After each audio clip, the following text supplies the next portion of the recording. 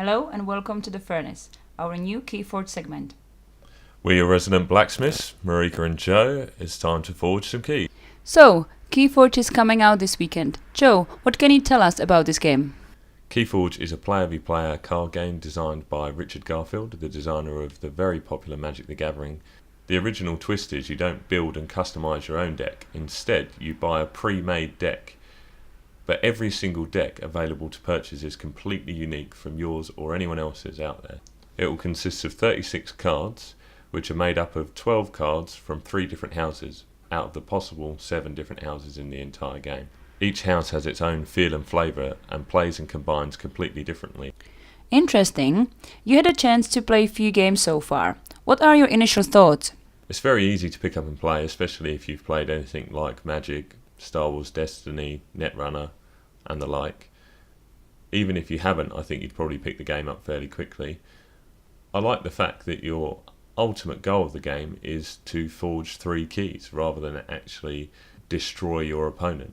Having played a few different decks, I can say that they do actually genuinely feel different, and each house does have a really nice flavour and appeal to it. I can certainly see myself being drawn towards certain houses and certain play styles with certain combinations. I think there's loads of value to be had in this game. You pick up a deck for less than a tenner and you're ready to play, and that's all you need, and that could be all you ever need. I actually quite like not having to build a deck. I like the idea of each deck being different and no deck building skills required. However, what happens if some decks prove to be stronger than others? From the small snapshot I've seen, I think they balance the game really well. But then again, I've only actually played a few different decks. There is actually a mechanic called chains in the game, which is meant to limit the card draw of more powerful and more prevalent decks. However, it's yet to really see how any of this is going to play out. Well, that's definitely good to know.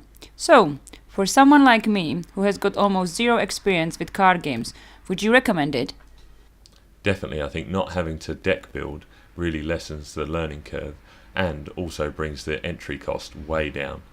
Plus, on top of that, the different houses offer a play style to suit everyone. You seem pretty keen to get fully involved with keyforging. Is there anything you don't like about the game? At first, I wasn't a huge fan of the artwork in the game, to be honest, but it's actually growing on me, and certain houses definitely, I think, appeal to me more than others, but perhaps that's just a matter of taste. Personally, I quite like the look of the artwork for the Shadows house. Any final thoughts, Joe? Or perhaps recommendations for future blacksmiths? Just to say, if this game interests you even a little bit, then why not pick up a starter set? But be sure to be quick about it, they seem to be selling out pretty fast, and this one looks like it's going to be a popular game. Other than that, be sure to keep an eye on our Facebook page and channel for more stuff fresh from the furnace.